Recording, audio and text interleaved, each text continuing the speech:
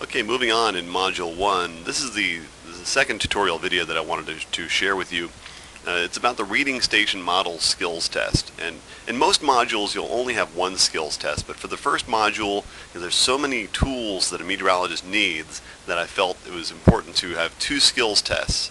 If you recall, in the first skills test we learned about basic map geography as well as time zones. In this skills test we're going to learn how to read station models. So the first place that you're directed to go is a website that's from the University Corporation for Atmospheric Research, UCAR, and you'll see a little map here. And so you can choose anywhere in the map. It could be somewhere, it could be close to home. For me, I'm going to choose, kind of where there's active weather. Notice where the reds and the blues are. That's where the active weather is. So I'm going to check that out. And once you're here, your instructions tell you that you need to save this image. This is something that I'm going to need to look at to see if you're interpreting these station models correctly. So the first step, once you've selected your region, is to, for most people it's going to be, if you're on a PC, you're going to right click and you do a save image as, and you're going to save it somewhere that you'll eventually be able to upload it. I'm not going to go through the process of uploading a file, but you should be able to get that far. You need to save this image somewhere that you can find it again, and then in the quiz interface it asks you to upload a file, and so that's the file you're going to upload, the image of your regional station models.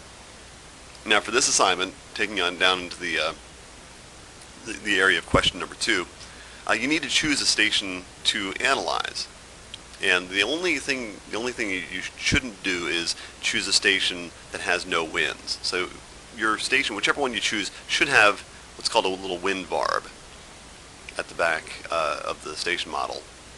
And so, for example, I'm going to choose, maybe this station. I'm kind of circling, and this one. Well, let's see what we need to do. We need to first of all identify what the station is, where it is. Well, notice that it's there's 3 little letters here. Mine says ATY, and in order to find out what that means, I've provided a link that takes you to a list of surface stations, and there's the surface station list, and it's a long list. And my suggestion is to just search for your identifier, and it turns out that mine was Watertown, South Dakota, and so you'll enter that information into the question box. You'll also need to include the observation time from your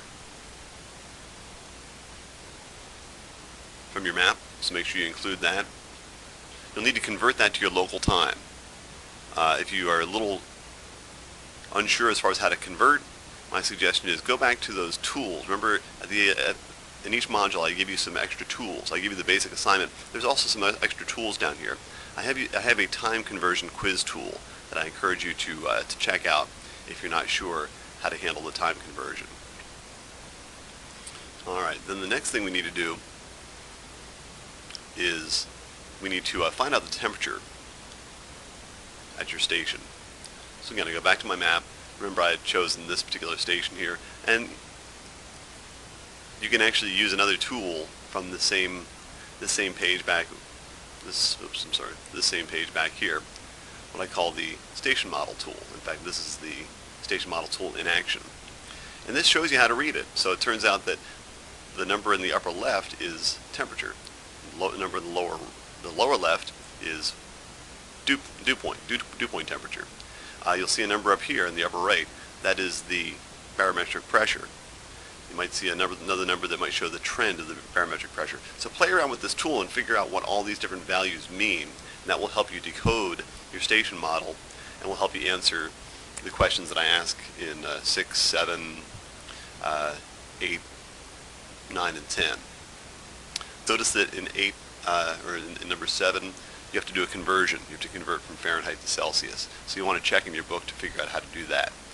Likewise, in question 9, you need to state the wind speed. The wind speed you'll get from what's called this wind barb here, and that will you'll have to figure out how to decode that and report it both in knots as well as in miles per hour. So you'll have to do a little conversion there. And then finally, you have to state the sky cover and any obstructions to visibility, and that's given by the coloration. Notice that some of the dots are colored and or they've got they're completely filled in. Other ones are only partially filled in. Some are completely clear. That will tell you about the sky cover. And then you might see some little dots off to the side. For example, for my Watertown, South Dakota, there's 2 dots over here.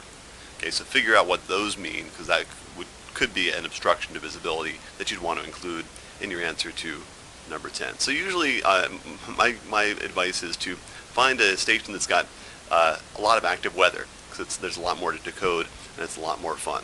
But it's an important weather skill to be a good meteorologist, to be able to look at these surface maps and be able to tell what kind of weather's going on at different locations.